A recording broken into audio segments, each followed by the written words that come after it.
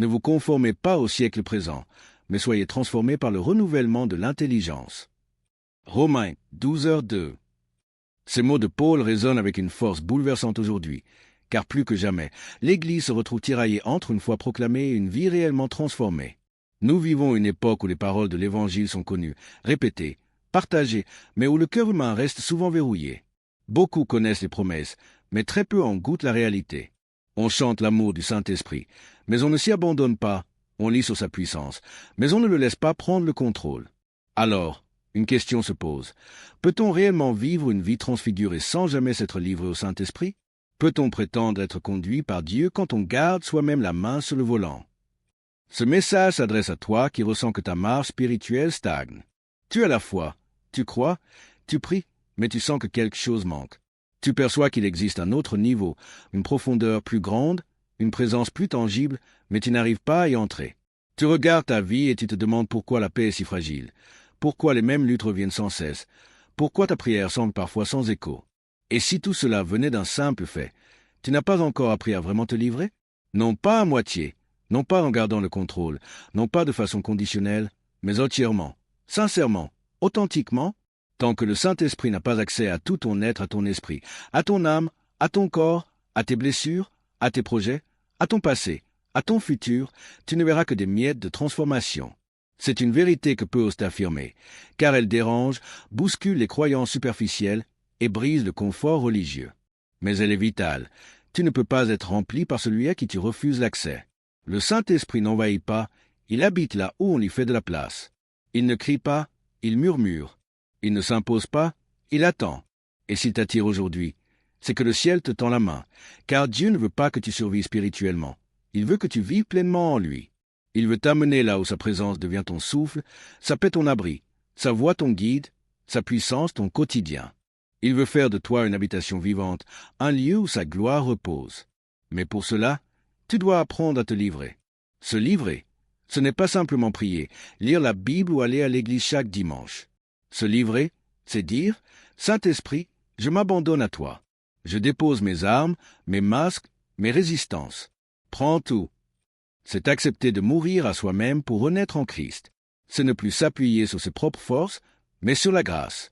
C'est cesser de négocier avec Dieu et commencer à l'écouter. C'est oser lâcher le contrôle pour que le Saint-Esprit prenne les commandes. Et cela, bien-aimé, n'est pas une perte, c'est la plus grande des victoires. C'est là que commence la vraie liberté. Dans ce message, nous allons cheminer ensemble au cœur de cette vérité. Nous allons explorer pourquoi se livrer au Saint-Esprit est la clé de toute transformation réelle. Tu vas découvrir les fondements bibliques de cette démarche, les promesses qui en découlent, les obstacles qui s'y opposent et surtout les clés pratiques pour entrer dans cette dimension de foi vivante et puissante. Nous parlerons de 10 principes bibliques essentiels qui t'ouvriront les yeux sur ce que signifie véritablement s'abandonner à Dieu. Puis, nous plongerons plus profondément pour révéler ces vérités cachées dans les Écritures que peu de croyants connaissent mais qui transforment radicalement la vie de ceux qui les appliquent. Enfin, nous verrons comment cette révélation se traduit concrètement dans le quotidien à travers des actions, des choix, des habitudes spirituelles et même une histoire inspirée du ciel qui touchera ton cœur. Ton premier pas vers la reddition de personnes avec les mains jointes. Avant d'aller plus loin, je veux t'inviter à faire un pas simple mais puissant. Si tu ressens que cette parole résonne déjà en toi, si tu as soif de plus, si tu désires que le Saint-Esprit prenne toute la place dans ta vie, aime cette vidéo maintenant. Non pas par automatisme, mais comme un acte prophétique de ton engagement. Abonne-toi à cette chaîne Lumière dans la vallée, car ici chaque message est une semence de transformation. Chaque parole est inspirée pour te rapprocher du cœur de Dieu. Je t'invite aussi à écrire en commentaire cette simple phrase.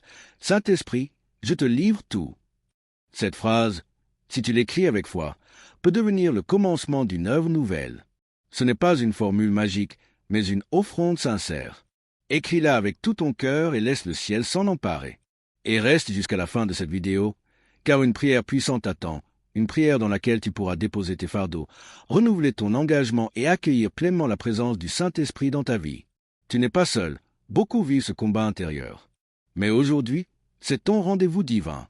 C'est le moment de franchir une frontière spirituelle. C'est le moment de dire oui, un oui qui change tout. Prépare ton cœur. Ce que tu vas entendre n'est pas un enseignement comme les autres. C'est un appel, un cri d'amour du ciel, une invitation à laisser tomber les murs, à ouvrir grand les portes, à dire enfin, Esprit de Dieu, viens régner. Alors que cette vidéo commence, je prie pour toi. Je prie pour que ton cœur s'ouvre, pour que ta vie soit bouleversée, pour que tu ne sois plus jamais le même, car lorsque tu te livres au Saint-Esprit, tout change. Le Saint-Esprit, source de vie et de transformation semée. Depuis les premiers instants de la création, l'Esprit de Dieu plane sur les eaux, porteur de vie, de lumière et de mouvement. Genèse 1:2. La terre était informe et vide, et il y avait des ténèbres à la surface de l'abîme, mais l'Esprit de Dieu se mouvait au-dessus des eaux. Ce premier témoignage biblique révèle une vérité essentielle.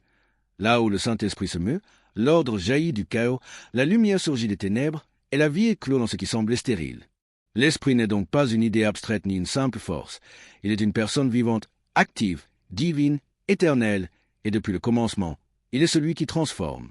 Pourtant, malgré cette vérité évidente et les premières lignes des Écritures, beaucoup de croyants aujourd'hui réduisent le Saint-Esprit à un symbole, à une colombe, à une vague sensation intérieure, oubliant qu'il est la troisième personne de la Trinité, avec une volonté, une voix, une direction.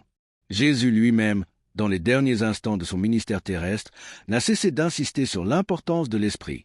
Dans Jean chapitre 14, verset 16, il dit à ses disciples, « Je prierai le Père, et il vous donnera un autre consolateur, afin qu'il demeure éternellement avec vous. » Ce verset est la promesse du ciel d'une présence divine permanente, non pas à côté de nous, mais en nous. Pourtant, des générations de croyants vivent comme si cette promesse n'avait jamais été faite, comme si le Consolateur était resté dans les cieux, comme si la vie chrétienne devait se vivre par ses propres forces. Pourquoi? Parce que nous avons perdu, pour beaucoup, la conscience de la nature relationnelle de l'Esprit. Il ne veut pas seulement nous assister de temps en temps, il veut nous habiter, nous guider, nous former, nous renouveler, nous corriger, nous fortifier, nous aimer, nous parler. Il veut être celui avec qui nous vivons chaque jour, chaque heure, chaque décision, chaque combat. Et cela ne peut être possible que si nous acceptons de nous livrer entièrement à lui. Dans le livre des Actes, nous voyons des hommes et des femmes ordinaires transformés en témoins puissants à cause de leur relation avec l'Esprit. Pierre, autrefois instable et effrayé, devient un prédicateur audacieux. Paul, persécuteur impitoyable, devient un apôtre brûlant. Étienne, simple diacre, parle avec une sagesse que nul ne peut contredire. Leur point commun, une vie livrée à l'Esprit, non pas une obéissance partielle, mais un abandon total. Et ce modèle biblique est encore valable aujourd'hui. Le Saint-Esprit n'a pas changé. Ce sont les cœurs qui se ferment. Dans Isaïe chapitre 63, verset 10, il est écrit « Mais ils ont été rebelles, ils ont attristé son Esprit Saint, et il s'est changé pour eux en ennemi. » Quelle parole forte! Oui, on peut attrister l'Esprit, le faire taire, le repousser. Et c'est souvent ce que l'on fait quand on refuse de se livrer, quand on préfère nos raisonnements à sa voix, quand on préfère notre confort à sa direction, quand on garde les rênes de notre vie alors qu'il veut nous conduire vers la liberté. Jésus, dans son propre ministère, n'a rien entrepris sans le Saint-Esprit. Lors de son baptême, l'Esprit descend sur lui comme une colombe, et de cet instant, il est conduit par l'Esprit dans le désert. Puis il agit par la puissance de l'Esprit. Luc 4:14. Si le Fils de Dieu lui-même n'a rien fait sans l'Esprit, comment pouvons-nous prétendre vivre une vie chrétienne authentique sans nous livrer à lui? C'est une illusion dangereuse, une tromperie subtile, une foi vidée de sa puissance. L'Écriture regorge d'exemples d'hommes et de femmes transformés par leur soumission à l'Esprit.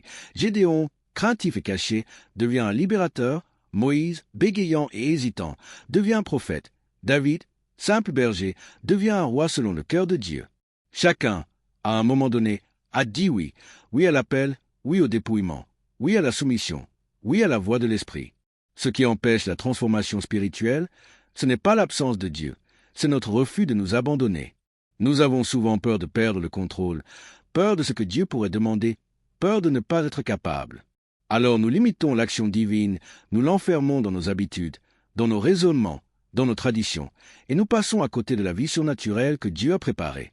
Jésus disait, « Celui qui croit en moi, des fleuves d'eau vive couleront de son sein. » Et Jean précise, il dit cela de l'Esprit que devaient recevoir ceux qui croiraient en lui. Jean 7, 38-39. Cette promesse n'est pas pour quelques-uns, elle est pour tous ceux qui croient.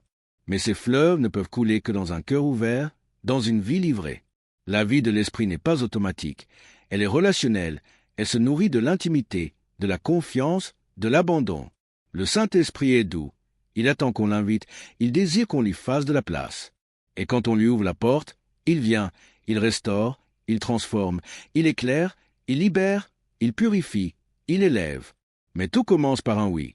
Un vrai oui, un oui qui coûte, un oui qui brise l'orgueil, un oui qui remet Dieu au centre. Dans l'Église primitive, ce oui était évident. Les croyants priaient, jeûnaient, se laissaient conduire. Ils ne prenaient pas de décisions importantes sans consulter l'Esprit. Ils l'écoutaient, lui obéissaient, le suivaient. Aujourd'hui, malheureusement, beaucoup ne connaissent même pas sa voix. Ils ne savent plus faire silence, ils ne savent plus attendre. Ils vivent une foi pressée, occupée, superficielle, et s'étonnent de ne pas voir la gloire de Dieu.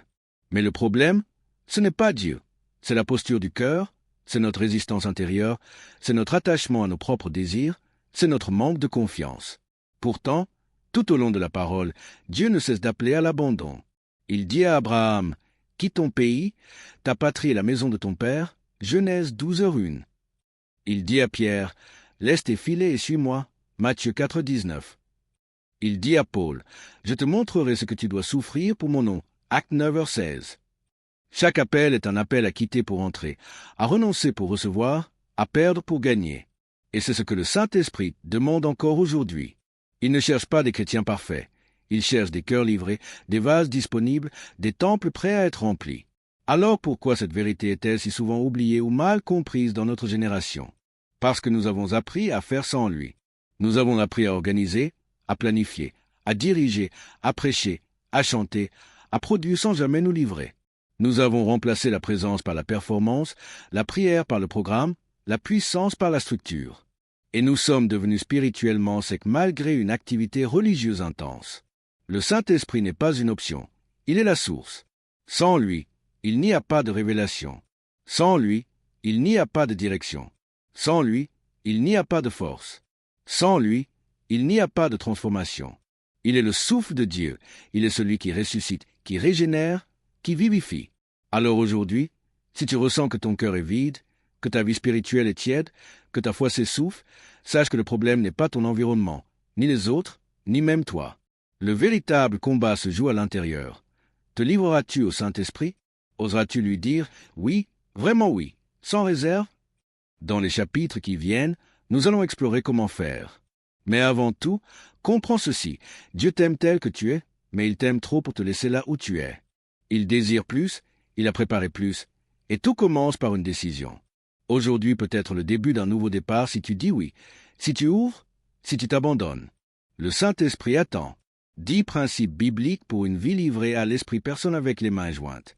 Le chemin de la transformation spirituelle passe par des fondements solides.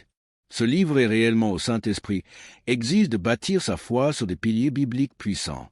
Voici 10 principes essentiels issus de la parole de Dieu qui forment l'ossature d'une vie pleinement abandonnée à l'Esprit, une vie dans laquelle Dieu peut régner sans résistance. 1. La connaissance de la personne du Saint-Esprit. Tu ne peux pas te livrer à ce que tu ne connais pas. Beaucoup de croyants s'arrêtent à une idée, à une image, à une fonction. Le Saint-Esprit n'est pas une puissance vague, il est une personne. Il ressent, il parle, il instruit, il console, il avertit, il conduit. Jésus l'a appelé le Consolateur, l'Esprit de vérité, l'envoyé du Père. Dans Jean 14h26, il déclare « Mais le Consolateur, l'Esprit Saint, que le Père enverra en mon nom, vous enseignera toutes choses et vous rappellera tout ce que je vous ai dit. » Il ne s'agit donc pas simplement d'une force divine, mais d'un enseignant divin. On ne se livre pas à une idée, on se livre à quelqu'un que l'on connaît, en qui l'on a confiance. Voilà pourquoi beaucoup échouent à s'abandonner. Ils ont peur car ils n'ont pas découvert l'amour et la douceur de l'esprit. 2. La conscience de notre impuissance. Paul dit dans Romains 7, « Je ne fais pas le bien que je veux, et je fais le mal que je ne veux pas. » L'homme seul ne peut rien, même avec les meilleures intentions. C'est seulement quand tu réalises que tu ne peux pas vivre la vie chrétienne par tes propres forces que tu acceptes de céder le contrôle. La vraie soumission ne vient pas d'une performance, mais d'un abandon total. Tu ne peux pas changer ton cœur, mais l'esprit le peut. Tu ne peux pas guérir ton âme, mais lui le fait. Ce n'est pas une faiblesse de se reconnaître impuissant, c'est une porte vers la force divine. 3. Le renoncement volontaire. Dans Luc 9h23, Jésus dit, « Si quelqu'un veut venir après moi, qu'il renonce à lui-même, qu'il se charge chaque jour de sa croix et qu'il me suive. » Se livrer au Saint-Esprit, c'est dire, « Seigneur, pas ma volonté, mais la tienne. » Cela demande du courage, car cela signifie renoncer à ses droits, à ses préférences, à ses plans. Mais ce renoncement n'est pas une perte, c'est un échange glorieux. Ta faiblesse contre sa force, ton chaos contre son ordre, ton passé contre son avenir. 4. La disponibilité quotidienne. Le Saint-Esprit n'agit pas seulement lors des grandes réunions ou des moments forts. Il veut marcher avec toi chaque jour. Le psaume 25, 14 dit « L'amitié de l'Éternel est pour ceux qui le craignent, et son alliance leur donne instruction. » Cela signifie qu'il révèle ses voies à ceux qui passent du temps avec lui. La vie transformée commence dans l'intimité. Prends le temps de l'écouter, parle-lui dès le matin, consulte-le dans les petites choses. Sois disponible même dans ton silence. C'est là qu'il parle. 5. L'obéissance immédiate. Dans Acte 8, Philippe reçoit une instruction de l'Esprit. Avance et approche-toi de ce char. Il n'a pas débattu, il a obéi. Et à travers cette obéissance, un Éthiopien a rencontré Jésus. Le Saint-Esprit te parle souvent, mais tu hésites, tu réfléchis trop, tu doutes. Alors que la vraie transformation vient quand tu obéis même sans tout comprendre. L'obéissance rapide ouvre des portes célestes. L'obéissance tardive est une désobéissance masquée. 6. La purification du cœur. Le Saint-Esprit est saint. Il ne cohabite pas avec la souillure volontaire. Tu ne peux pas dire que tu veux sa présence si tu tolères le péché dans ta vie. Il est écrit dans Ésaïe 59, 2. Ce sont vos fautes qui mettent une séparation entre vous et votre Dieu. Alors, si tu veux te livrer à lui, laisse-le d'abord purifier ton cœur. Ouvre-lui les zones sombres, confesse, repens-toi, et il te lavera, car la transformation commence dans la lumière. Cette l'humilité constante. Dieu résiste aux orgueilleux, mais il fait grâce aux humbles. L'esprit ne peut pas régner dans un cœur fier. Il cherche les cœurs brisés, les esprits doux, les âmes enseignables. Jésus a dit « Je suis doux et humble de cœur » Matthieu 11, 29. Plus tu t'élèves, plus tu t'éloignes. Plus tu t'abaisses, plus il vient. L'humilité attire la présence de Dieu et se livrer. C'est accepter de ne pas tout savoir, de ne pas tout comprendre, de ne pas tout maîtriser. 8. La persévérance dans la relation. Se livrer, ce n'est pas un événement, c'est un style de vie. C'est dire chaque jour « Esprit de Dieu, prends toute la place ». Tu vas parfois échouer, résister, tomber, mais reviens toujours. Ne te décourage pas. Il n'attend pas ta perfection, mais ta constance. Il travaille avec ceux qui ne lâchent pas. Sois comme l'argile entre ses mains, laisse-le te façonner encore et encore. 9. L'écoute attentive. Le Saint-Esprit parle par la parole, par les songes, par les impressions intérieures, par les autres. Mais es-tu attentif? Le prophète a compris que Dieu ne se manifestait pas dans le vent ni dans le feu, mais dans le murmure doux et léger, 1 Roi 19h12. Aujourd'hui, il y a tant de bruit, tant de distractions. Prends le temps de faire silence, de te mettre à part, de tendre l'oreille. Il parle, mais seulement ceux qui l'écoutent l'entendent. 10. La foi radicale. Tu ne te livreras jamais au Saint-Esprit si tu n'as pas une foi qui dépasse la logique. C'est par la foi qu'Abraham est parti sans savoir où il allait. C'est par la foi que Pierre a marché sur l'eau. C'est par la foi que Marie a dit oui à une grossesse miraculeuse. Se livrer, c'est croire que Dieu sait mieux que toi. C'est lui faire confiance quand tout est flou. C'est poser le pied sur l'eau en croyant qu'il te soutiendra. Et cette foi, il la récompense toujours. Elle déclenche le mouvement du ciel, elle attire l'intervention divine. Vérité spirituelle profonde, au-delà de l'évidence pierre précieuse. Maintenant que tu connais ces 10 piliers, pose-toi cette question. Lequel négliges-tu? Lequel dois-tu renforcer? Lequel te parle le plus aujourd'hui? Laisse le Saint-Esprit te le montrer.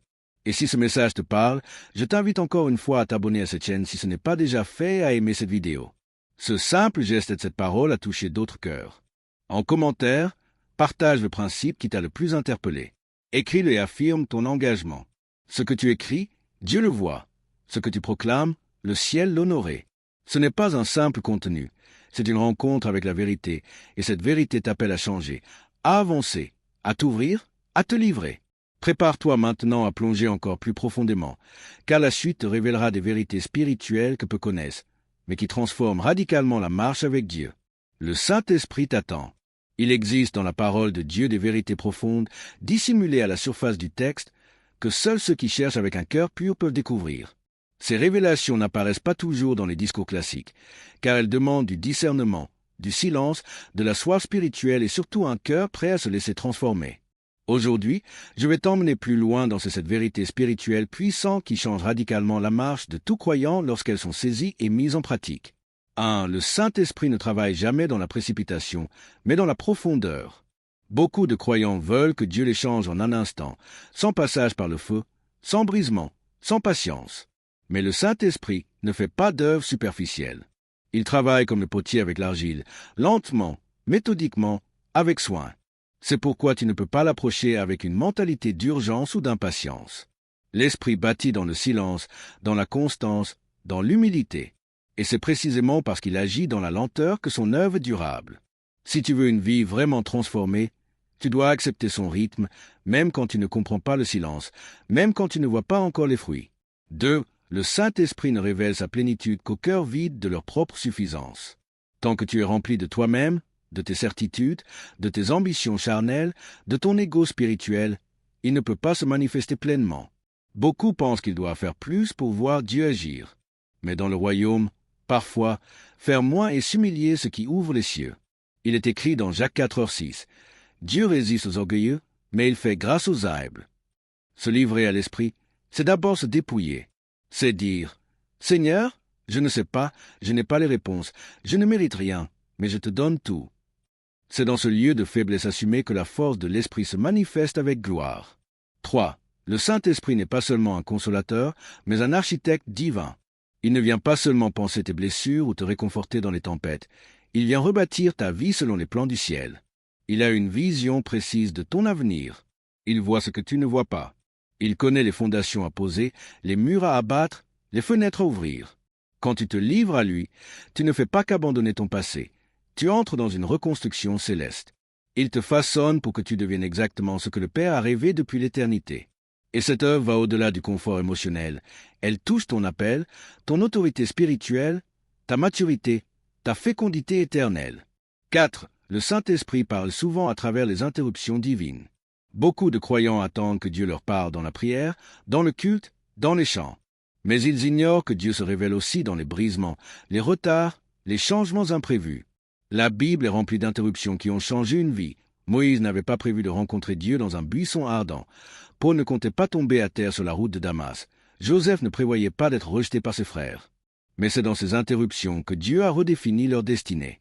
Si tu veux te livrer à l'Esprit, tu dois aussi lui donner le droit d'interrompre tes plans. Il ne t'expliquera pas toujours pourquoi, mais il t'invitera à lui faire confiance, car ce que tu appelles un obstacle peut être une porte. Ce que tu crois être un arrêt peut être un détour divin. 5. Le Saint-Esprit ne s'impose jamais là où il n'y a pas d'attente active. Ce n'est pas parce que tu l'invoques une fois qu'il va agir puissamment. Il vient là où on l'attend, là où on lui prépare la place, là où on le désire plus que tout. Dans Actes chapitre 1, Jésus demande à ses disciples d'attendre l'Esprit à Jérusalem. Ils ont obéi, ils ont prié, ils sont restés ensemble, et au bout de 10 jours, l'Esprit est venu comme un vent violent. 10 jours à prier, à jeûner, à espérer. Et aujourd'hui, les chrétiens veulent l'onction en 10 minutes. Mais le Saint-Esprit n'est pas une formule, il est une personne. Il se donne à ceux qui l'attendent avec soif. Il visite ceux qui persévèrent dans la prière. Si tu veux vivre une vie transformée, vérité spirituelle profonde, la suite de la révélation étincelle. Si tu veux vivre une vie transformée, tu dois cultiver cette attente active et persévérante. Le Saint-Esprit désire un cœur qui non seulement l'invite, mais qui l'attend avec ferveur, un cœur qui fait de sa présence sa quête principale, et non une simple addition à sa vie. 6. Le Saint-Esprit révèle la vraie liberté non pas dans l'absence de chaînes, mais dans la soumission volontaire. Beaucoup de gens associent la liberté à l'autonomie totale, à la capacité de faire tout ce que l'on désire. Mais la parole de Dieu révèle une vérité paradoxale. La véritable liberté ne réside pas dans l'indépendance, mais dans la dépendance totale et volontaire au Saint-Esprit. Jésus a dit, « Si donc le Fils vous rend libre, vous serez réellement libre. » Jean 8,36. Cette liberté n'est pas une permission de pécher, mais une libération de la puissance du péché, de la peur, de l'anxiété et de la quête incessante de notre propre gloire. Lorsque tu te livres au Saint-Esprit, tu ne perds pas ton identité. Au contraire, tu découvres ta véritable identité en Christ. Tu es affranchi du poids de la performance religieuse, de la recherche de l'approbation humaine et de la nécessité de tout contrôler. Il est celui qui insuffle en toi des désirs justes et te donne la capacité de les accomplir. C'est en déposant tes fardeaux et tes volontés à ses pieds que tu accèdes à une dimension où l'Esprit te donne la force de vaincre les tentations, de pardonner véritablement et d'aimer au-delà de tes capacités naturelles. La liberté du Saint-Esprit est une liberté de servir avec joie, d'aimer sans condition, de créer avec inspiration, et non de te complaire dans tes propres limites. 7. Le Saint-Esprit ne te donne pas seulement des instructions, il te donne sa nature. Nombreux sont ceux qui recherchent des directives précises, des plans clairs pour leur vie ou des réponses directes à leurs prières. Bien sûr, l'Esprit fournit cette guidance. Cependant, sa mission s'étend bien au-delà de la simple direction. Le Saint-Esprit est venu pour te faire participer à la nature divine, 2 Pierre 1:4. Il ne s'agit pas seulement de savoir quoi faire, mais de devenir qui tu es censé être en Christ. C'est pourquoi se livrer à l'Esprit, c'est le laisser te transformer de l'intérieur en cultivant en toi les fruits de l'Esprit, l'amour, la joie, la paix, la patience, la bonté, la bienveillance, la fidélité, la douceur, la maîtrise de soi. Galates 5, 22-23. Ces qualités ne sont pas des efforts que tu dois accomplir par toi-même, mais des manifestations authentiques de sa présence et de son œuvre en toi lorsque tu le laisses régner sans entrave. Il te transfigure à l'image de Christ, et cette transformation de nature est infiniment plus profonde et plus durable que n'importe quelle simple instruction. Mettre en pratique le Saint-Esprit dans le quotidien calendrier. Comment toutes ces vérités se traduisent-elles concrètement dans ta vie de tous les jours? La reddition au Saint-Esprit n'est pas un concept éthéré, mais une réalité pratique qui impacte chaque action, chaque choix, chaque habitude spirituelle. Action et choix quotidiens. Oh, la prière d'abandon matinale. Chaque matin, avant même de commencer ta journée, prends quelques minutes pour dire « Saint-Esprit, je te livre cette journée. Mes pensées, mes paroles, mes actions, mes rendez-vous, mes défis. Conduis-moi, parle à travers moi, agis en moi. » Commence ta journée en lui cédant la souveraineté. Oh, la consultation constante. Développe l'habitude de lui poser la question pour les petites comme pour les grandes décisions. Saint-Esprit, qu'en penses-tu? Quelle est ta volonté dans cette situation? Cela peut être une simple pensée, une pause silencieuse. Attends une impression de paix, une direction claire ou même une douce réticence qui indique un non. Oh, le renoncement conscient, lorsque tu sens ta volonté personnelle s'opposer à ce que tu perçois être la direction de l'esprit, même pour des choses minimes, choisis activement de renoncer à ton désir et d'obéir. C'est dans ces petits renoncements quotidiens que ton muscle spirituel de la soumission se renforce et que la voie pour le Saint-Esprit s'élargit en toi. Oh, la confession et purification immédiate. Si tu réalises que tu as attristé l'Esprit par tes paroles, tes pensées ou tes actions, confesse-le immédiatement. Ne laisse pas le péché s'installer. Laisse-le te laver et te restaurer, afin de maintenir une communion ininterrompue. Oh, la louange et l'adoration en toutes circonstances. La louange élève ton esprit au-dessus des circonstances et crée un espace propice à la présence et à l'action de l'esprit. Même quand tout semble aller mal, choisis de louer et de remercier Dieu, car cela exprime ta confiance inébranlable en sa souveraineté et sa bonté. Habitude spirituelle transformée. Oh, la lecture de la Bible avec l'esprit. Ne lis pas la parole simplement pour acquérir des connaissances. Demande au Saint-Esprit d'être ton enseignant, Jean 14h26, de te révéler les vérités cachées, de te parler personnellement à travers les Écritures. Laisse sa lumière illuminer ta compréhension. Oh, la discipline du silence et de l'écoute, dans un monde bruyant et rempli de distractions. Accorde-toi délibérément des moments de silence absolu où tu attends simplement la voix de l'Esprit. C'est souvent dans le murmure doux et léger qu'il parle, 1 Roi 19h12. Cultive une oreille spirituelle. Oh, le service guidé par l'Esprit ne te contente pas de servir par devoir ou par obligation. Demande activement à l'Esprit où et comment il veut que tu serves. Laisse-le te diriger vers les besoins, te donner les mots justes à prononcer et te revêtir de sa puissance pour agir. Une histoire inspirée du ciel, le potier et l'argile réticent en fort. Imagine une boule d'argile fraîchement extraite de la terre, pleine de potentiel. Elle est posée sur la roue du potier. Le potier, avec amour et sagesse, commence à la centrer. Mais cette argile, si elle pouvait penser, se dirait « Je ne veux pas être centré comme ça. Je veux rester une boule ou peut-être un carré. Je ne sais pas ce qu'il veut faire de moi. Et si cela fait mal, et si je n'aime pas le résultat ?» Le potier verse un peu d'eau, signe de sa présence douce et apaisante. Il commence à pousser, à façonner. Mais l'argile, par endroits, résiste. Elle se raidit, s'accroche désespérément à sa forme initiale. Le potier doit alors s'arrêter, reprendre, ramollir, parfois même écraser doucement pour l'assouplir. Non pas pour faire du mal, mais parce qu'il sait que pour devenir le vase magnifique qu'il a imaginé, l'argile doit se laisser entièrement faire. Puis, enfin, l'argile prend une décision fondamentale. Je vais me faire confiance. Je vais m'abandonner. Elle cesse de résister. Elle se laisse doucement pousser, s'élever, s'élargir sous les mains expertes du potier. Et lentement, de sa forme initiale informe, émerge un vase d'une beauté et d'une utilité extraordinaire, capable de contenir l'eau vive, d'apporter la fraîcheur et la vie. Cette argile, c'est toi. Le potier, c'est le Saint-Esprit. Et ce vase, c'est la vie transformée que Dieu a préparée pour toi. Ton passé, tes blessures, tes peurs, tes résistances ont les impuretés dans l'argile, ou les moments où elle se raidit. Mais si tu te livres, si tu dis oui à chaque pression, chaque étirement, chaque moment où il te reprend doucement, tu deviendras une habitation vivante de sa gloire, un vase d'honneur, magnifiquement utile à son royaume. Ta prière de reddition puissante personne avec les mains jointes. Cher Saint-Esprit, me voici devant toi, mon cœur est assoiffé de ta présence, fatigué des luttes et des stagnations. Je reconnais que j'ai trop souvent gardé le contrôle, résisté à tes murmures et préféré mes propres voix. Je me suis contenté de miettes alors que tu désires me donner la plénitude de ta vie en moi. Aujourd'hui, je fais le choix conscient de me livrer à toi entièrement et sans réserve. Je dépose à tes pieds tous mes fardeaux, mes peurs, mes incertitudes. Je te livre mon passé avec toutes mes blessures et mes échecs. Je te livre mon présent, mes projets, mes ambitions. Je te livre mon futur, mes rêves, mes aspirations, même ceux que je n'ose pas encore exprimer. Prends le contrôle absolu de mon esprit, de mon âme et de mon corps. Purifie mon cœur de toute souillure et de tout ce qui te déplaît. Brise en moi toute fierté, toute résistance intérieure, toute volonté propre qui s'oppose à la tienne. Enseigne-moi ta volonté, même quand elle dérange mes plans ou mon confort. Aide-moi à t'écouter attentivement et à t'obéir sans hésitation, même dans les plus petites choses. Je te reçois comme mon consolateur, mon enseignant, mon guide, mon architecte divin. Façonne-moi à l'image de Jésus-Christ. Fais couler de mon sein des fleuves d'eau vive, pour ma propre transformation et pour que d'autres puissent aussi être rafraîchis. Je désire que ta paix devienne mon abri constant, que ta voix soit mon unique guide, et que ta puissance soit manifestée dans mon quotidien. Je te dis oui, vraiment oui, sans réserve. Fais de moi une habitation vivante de ta gloire sur la terre. Je crois, Saint-Esprit, que lorsque je me livre entièrement à toi, tout change. Merci de commencer dès maintenant cette œuvre profonde et merveilleuse dans ma vie. Amen. Tu n'es pas seul dans ce combat intérieur, beaucoup le vivent. Mais aujourd'hui est ton rendez-vous divin.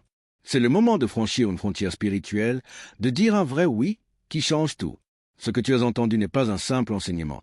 C'est un appel, un cri d'amour du ciel, une invitation à laisser tomber les murs, à ouvrir grand les portes et à dire enfin, « Esprit de Dieu, viens régner ». Es-tu prêt à laisser cette vérité transformer chaque aspect de ton existence? Cœur scintillant,